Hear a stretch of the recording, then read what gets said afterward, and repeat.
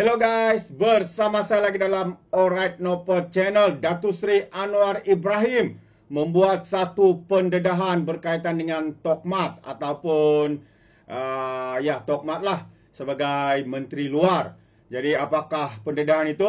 Ini yang menarik untuk saya kongsikan. Dan berita baik, Hassan Karim dikatakan tidak akan bertanding pada PRU yang akan datang. Karena kalau ada pun tidak membawa apa-apa makna. Asik serang kerajaan, kritik Perdana Menteri dan sebagainya. Jadi baguslah tidak bertanding. Jadi mari kita lihat perkara yang pertama. Perdana Menteri anggap pengaruh Tokmat sebagai Menteri Luar amat luar biasa. Amat kuat, kata Perdana Menteri. Itu antara kata-kata sokongan yang begitu hebat ya daripada Perdana Menteri kita Datuk Seri Anwar Ibrahim. Ya, berkata Datuk Seri Muhammad Hassan mempunyai pengaruh yang kuat sebagai Menteri Luar Negeri. Dalam ucapannya ketika majlis berbuka puasa Perdana Menteri, Anwar berseloroh mengatakan ketika dia membuat jemputan, tidak semua duta hadir berbanding dengan jemputan yang dibuat Kementerian Luar. Anwar berkata, Wisma Putra yang diterajui Muhammad ataupun mesra dipanggil sebagai Tokmat menjadi perhubungan penting dalam membawa visi dan dasar antara Malaysia serta negara luar.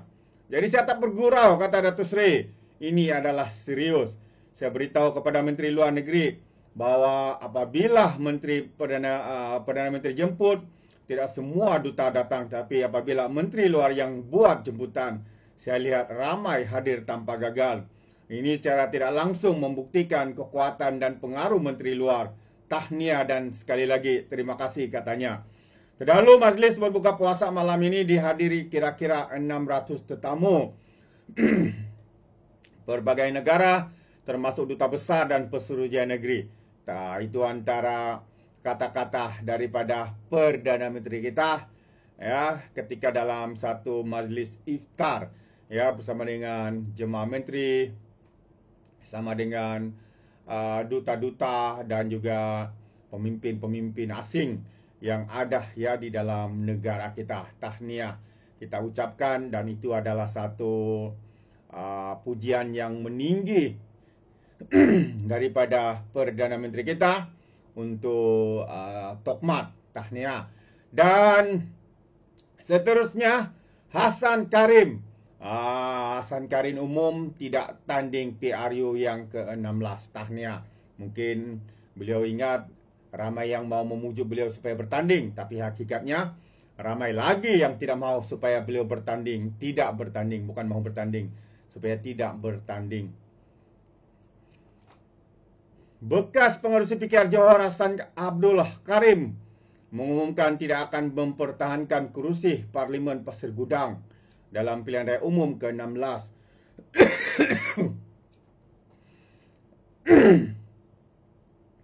Berucap ketika perasmian Mesyuarat Agung Tahunan Cabang PKR Pasir Gudang hari ini, Hassan berkata keputusan itu diambil bagi memberi laluan kepada pemimpin muda untuk meneruskan perjuangan parti.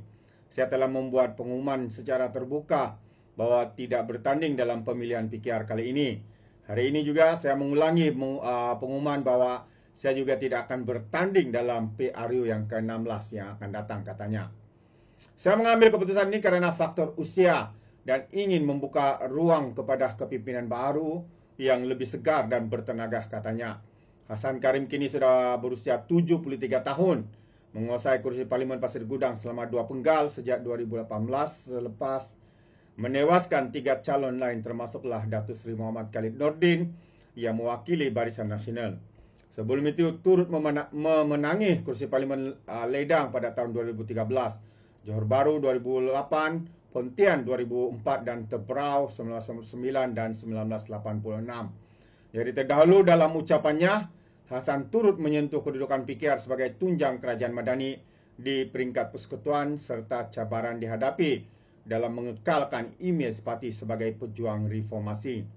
Imej PKR sebagai parti yang memperjuangkan reformasi sedikit terjejas kerana perlu bersekutu dengan parti yang mempunyai rekod rasuah dan salah guna kuasa. Ini satu cabaran besar untuk pemimpin dan anggota parti dalam menentukan hala tuju menjelang PRU yang ke-16. Itu antara kata-kata daripada Hasan Karim yang sudah pun membuat keputusan ya tidak akan bertanding ya dalam jawatan parti maupun pada PRU yang akan datang. Jadi keputusan telah pun diambil. Kita menghormati keputusan itu dan kita harapkan pemimpin baru akan mengambil alih tugas berkenaan dan menjalankan tugas ya dengan sebaik mungkin. Jadi sedikit perkembangan untuk kita hari ini, yaitu berkaitan dengan hujan ya. Hujan lebat. Sekarang ini Sabah memang hujan banyak banjir di sana sini. Ramai, kalau saya tidak silap sekitar 4,000 ya telah menjadi mangsa banjir dan ditempatkan di PPS.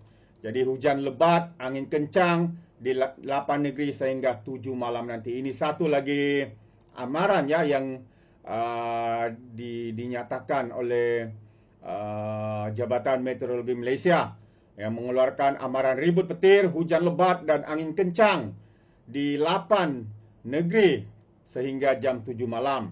Dalam satu kenyataan petang ini, MIT Malaysia memaklumkan antara negeri terlibat adalah Kelantan, Terengganu, Pahang, Selangor, Wilayah Persekutuan Negeri Sembilan, Sarawak dan juga Sabah. Negeri Kelantan, Babit Daerah Kuala Krai dan Gua Musang, manakala Terengganu melibatkan Setiu, Hulu Terengganu, Dungun dan Kemaman.